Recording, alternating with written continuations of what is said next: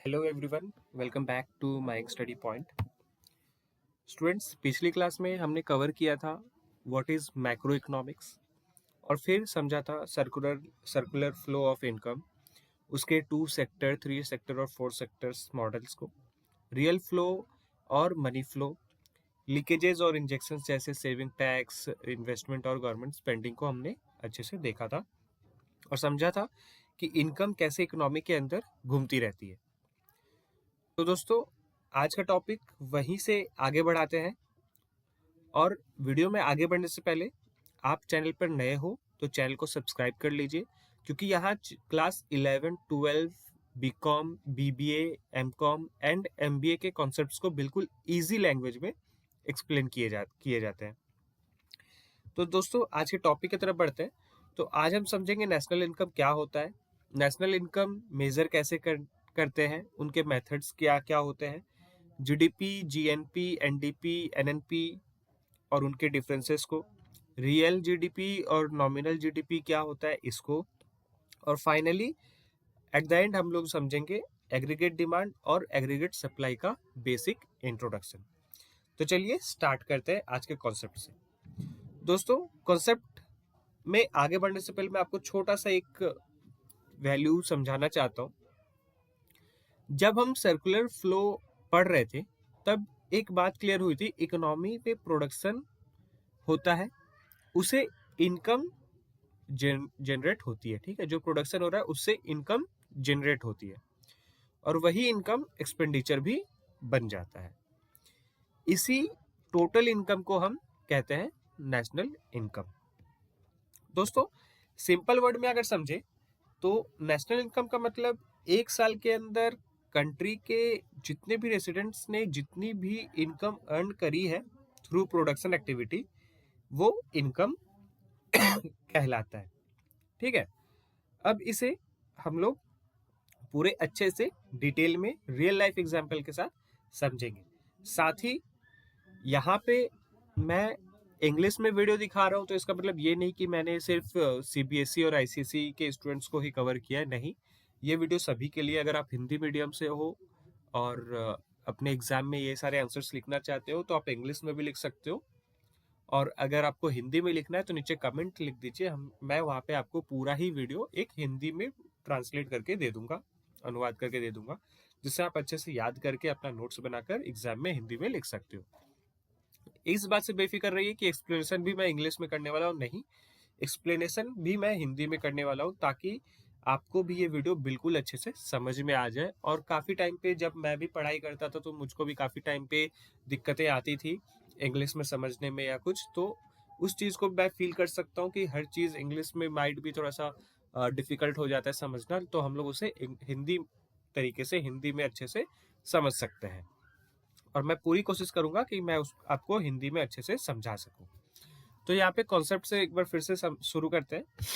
तो national income refers to the total value of all final goods and services produced within a country during a financial year. It measures the overall economic performance and growth of an income. National income includes income earned by residents from production activities. It helps the government in planning policy formulation and comparison of economic development over time. दोस्तों, national income का मतलब एक साल में देश के अंदर produce की गई फाइनल गुड्स और सर्विस की टोटल वैल्यू होती है। ये इकोनॉमिक के अंदर ओवरऑल परफॉर्मेंस और ग्रोथ को मेजर करता है। इसमें रेसिडेंट्स की प्रोडक्शन से अर्न की हुई इनकम शामिल होती है। गवर्नमेंट इसी डेटा का यूज प्लानिंग और पॉलिसी बनाने के लिए करती है। ये इसका एकदम रियल एक्सप्लेनेशन था जो मैंने आपको बताया। जितना इजी मैं आपको समझा सकता हूँ उस तरीके से मैं समझाऊंगा, साथ ही रियल एग्जाम्पल के साथ। तो एक एग्जाम्पल ले लेते हैं।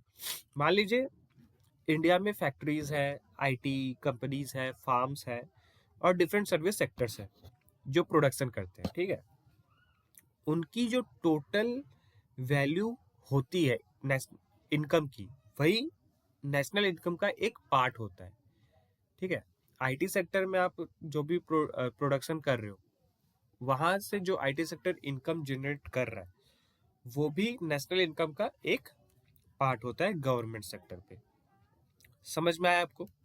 अब हम लोग बढ़ते हैं इसके डेफिनेशन की तरफ, जो एक इसका की कॉन्सेप्ट है, बिल्कुल बेसिक्स। तो की concept of national income include GDP, GNP, NNP, NDP. This concept differs based on depreciation and foreign income. Understanding these terms helps in analyzing economic strength and living standards. Each concept highlights a different aspect of income generation. क्या होता है इसमें? National income का main concept GDP, GNP, NNP और NDP होता है। ये depreciation और फॉरेन इनकम के बेसिस पर अलग अलग दिखता है। ठीक है, इस कॉन्सेप्ट में समझने में इकोनॉमी की स्ट्रेंथ और स्टैंडर्ड ऑफ लिविंग को मदद मिलती है। हर कॉन्सेप्ट इकोनॉमी का अलग एंगल दिखाता है इसके अंदर। ठीक है, अब इसका एक रियल लाइफ एग्जांपल में समझते हैं। तो मान लीजिए जीडीपी प्रोडक्शन को शो करता है, ठीक है, जबकि जो जीएनपी है इंडियंस की टोटल इनकम को शो करता है, चाहे वो एवरोड से ही क्यों ना हो रहा हो। मतलब कि अगर वो इंटरनेशनली भी इनकम जनरेट कर रहा है तो वो वहां पे शो करेगा जीएनपी में। सेम उसी तरीके से जो डोमेस्टिक में प्रोडक्शन हो रहा है और वहां से वो इनकम जनरेट कर रहा है वो जीडीपी में शो करेगा। तो ये होता है इसका एकदम बेसिक सा डेफिनेशन। आप इसे भी लिख सकते हो।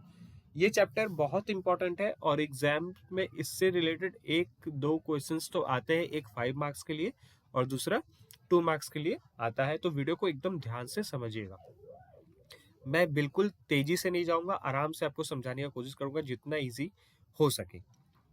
अब हम लोग बात करते हैं इसके मेथड्स पे। तो इसके 3 मेथड्स होते हैं, प्रोडक्ट मेथड, इनकम मेथड और एक्सपेंडिचर मेथड। और इन मेथड्स में क्या होता है ये समझते हैं। पहले तो अगर इसको हम लोग कैलकुलेट करें सही से तो तीनों का रिजल्ट सेम है। अगर तीनों मेथड में हम लोग कैलकुलेट करते हैं जीडीपी को या जीएनपी को, एनएनपी को, एनडीपी को, चाहे वो प्रोडक्ट मेथड में करे, इनकम मेथड में करे, एक्सपेंडिचर मेथड में करे, तो सेम आएगा। और यही चीज, यही मेथड गवर्नमेंट भी कई बार करती है ताकि उनका डेटा वो देख सके कि एक्यूरेट आ रहा है या नहीं आ रहा। अगर एक्यूरेट नहीं आ रहा है, सही नहीं आ रहा है, तो कुछ तो गड़बड़ है, कहीं पे तो कुछ छुपाया जा रहा है। और अगर तीनों सिमिलर आ जा रहा है तो फिर सब कुछ सही है। और इसे हम लोग डबल काउंटिंग से के लिए भी अवॉइड करते हैं, क्योंकि हम लोग ऑलरेडी कैलकुलेट कर रहे 3 अलग अलग मेथड से। ठीक है, इसका रियल लाइफ एग्जांपल में भी हम लोग गवर्नमेंट सेक्टर से ही ले सकते हैं। मान लीजिए गवर्नमेंट अलग अलग मेथड यूज करके इकोनॉमी की इनकम कैलकुलेट करती है ताकि उसका जो डेटा है वो उन्हें एक्यूरेट मिल सके। ठीक है, अब हम लोग समझते हैं प्रोडक्ट इनकम के बारे में, यानी कि प्रोडक्ट वैल्यू एडेड मेथड के बारे में। तो यहाँ पे ये बताया गया कि product method measures national income by adding the value added at each stage of production. Only final goods are included to avoid double counting. It focuses on contribution of each sector like agriculture, industry and services. Depreciation is deducted when calculating net values.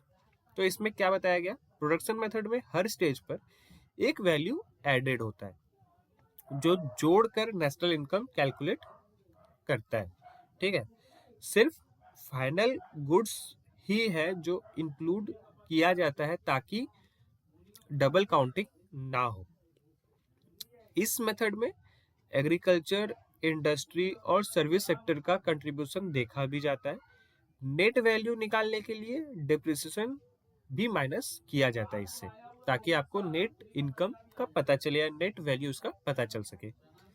अगर इसका real life example में अगर देखें हम लोग product method में, तो क्या है, मान लीजिए कहीं पे रुई की खेती होती है, कपास की खेती। रुई से धागा बनता है, धागे से कपड़ा बनता है और उस कपड़े के हर स्टेज का सिर्फ हर एक वैल्यू ऐड काउंट किया जाता है। उसमें जितना भी वैल्यू ऐड है, जितना भी कपड़ा बना है, उसको किया जाता है कि इस कपास की खेती से इतना रुई बना और इस रुई से इतने सूते बने, इतने धागे बने और इन धागों से इतना ही कपड़ा बना। ये कैलकुलेट किया जाता है। अब समझते हैं इनकम मेथड से। इनकम मेथड में क्या होता है? Income method calculate national income by summing factor incomes earned by residents. These includes wages, rent, interest, and profit. It focuses on income distribution among factors of production. Transfer payment are excluded. क्या है? Income methods में resident के factors जो भी income को जोड़कर national income निकालते हैं।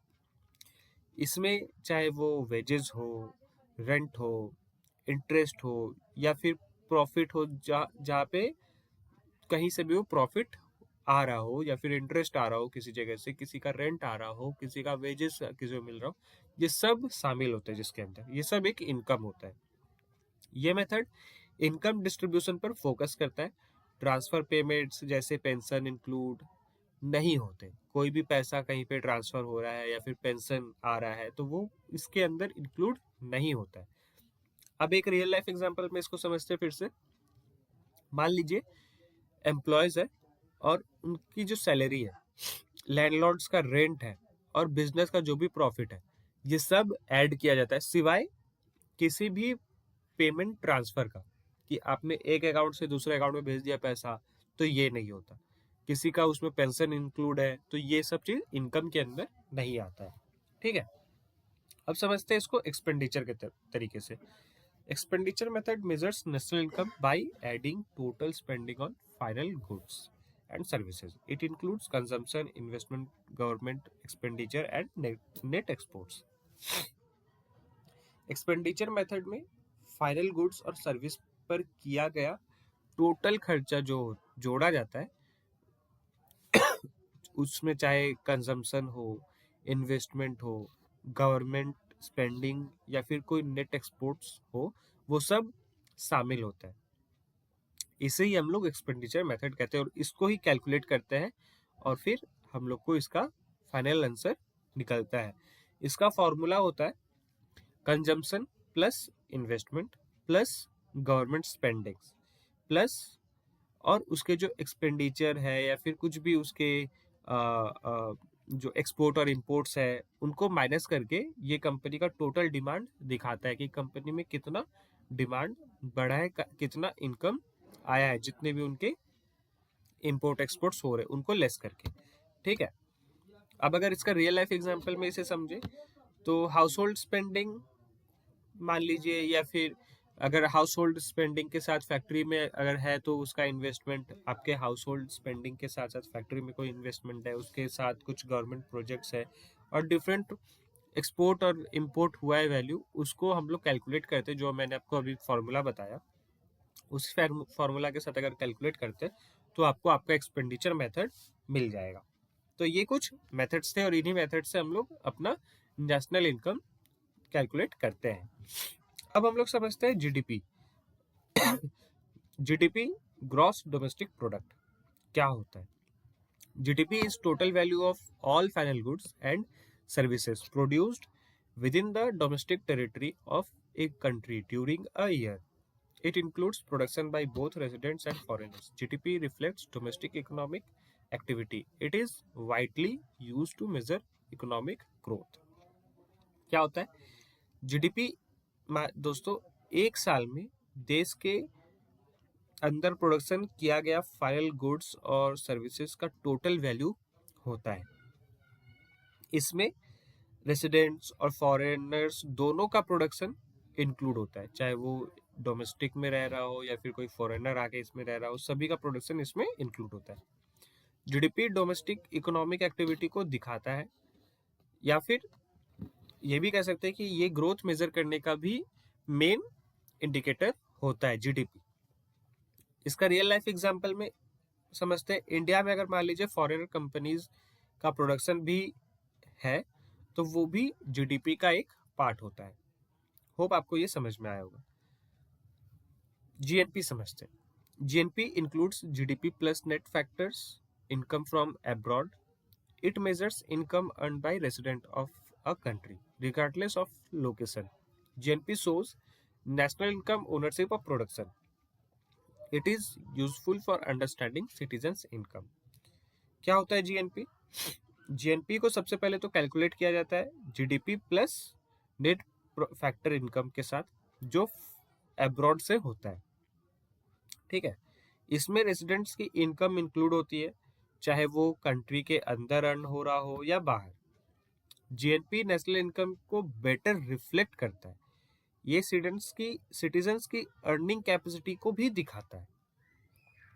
जैसे कि मान लीजिए फॉरेन जॉब करने वाले जो इंडियंस हैं, उनकी इनकम को जीएनपी में ऐड किया जाता है, उन्हें जीडीपी में ऐड नहीं किया जाता है। क्यों?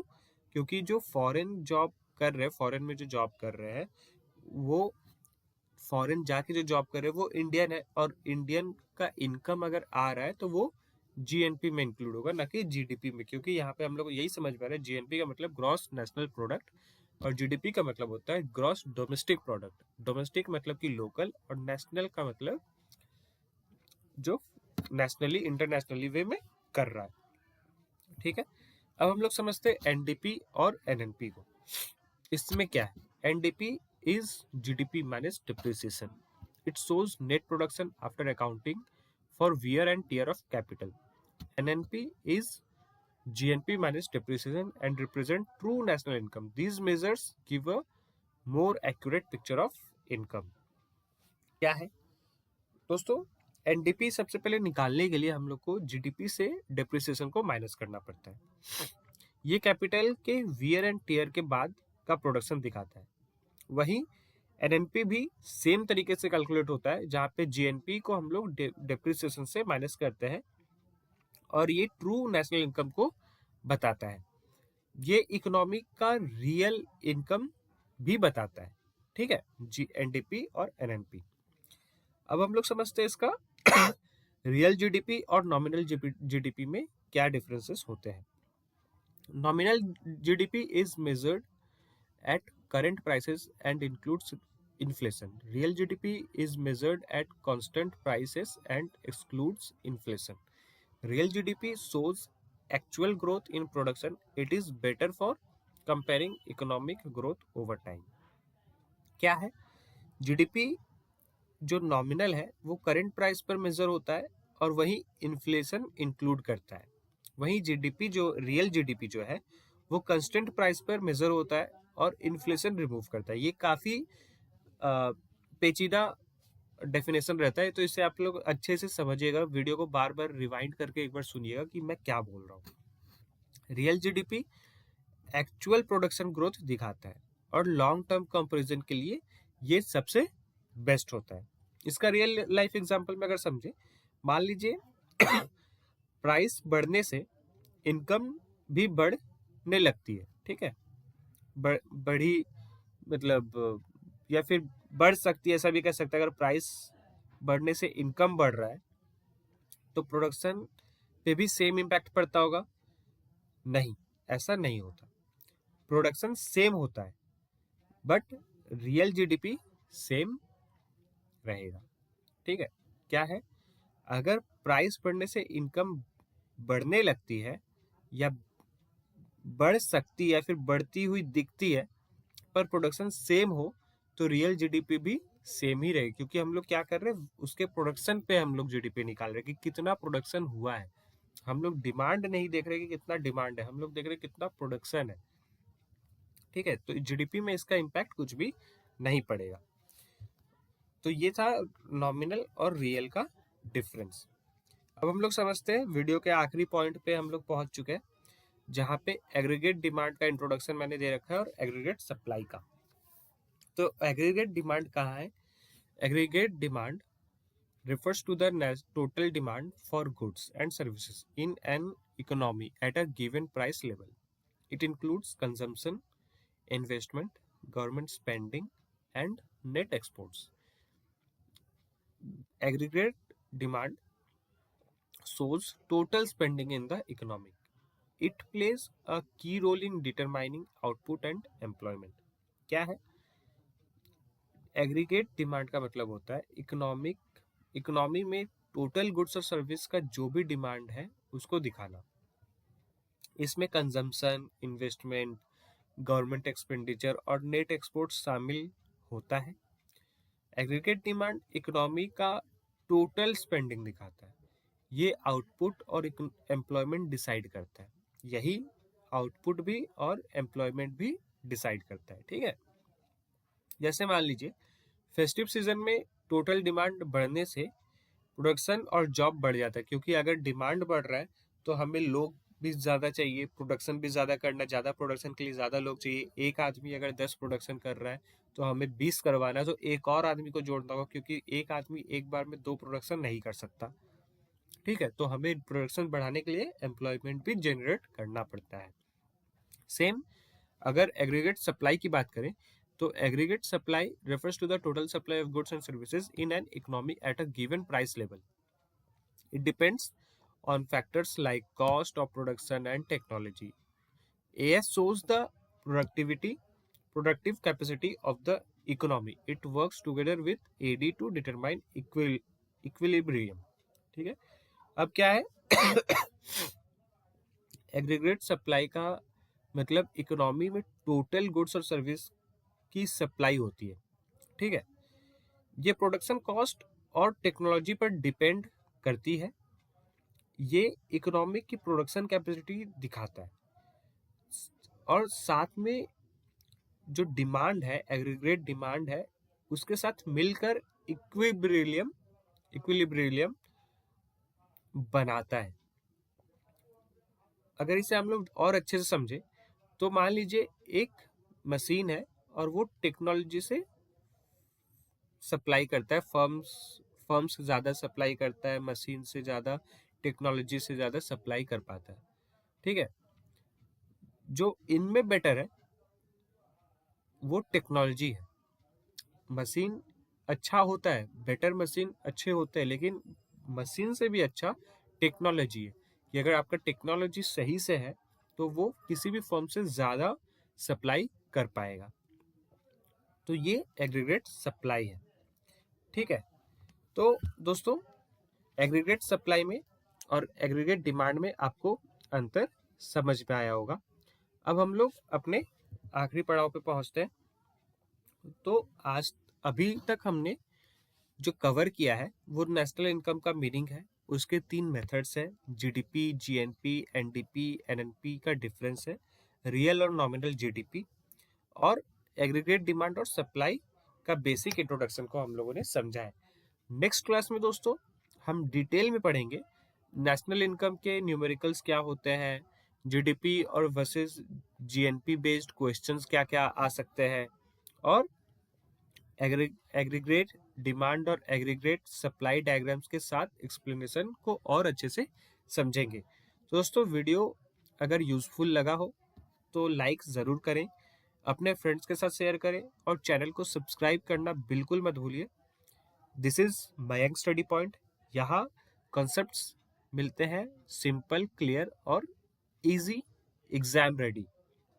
ठीक है, see you in the next class. Thank you.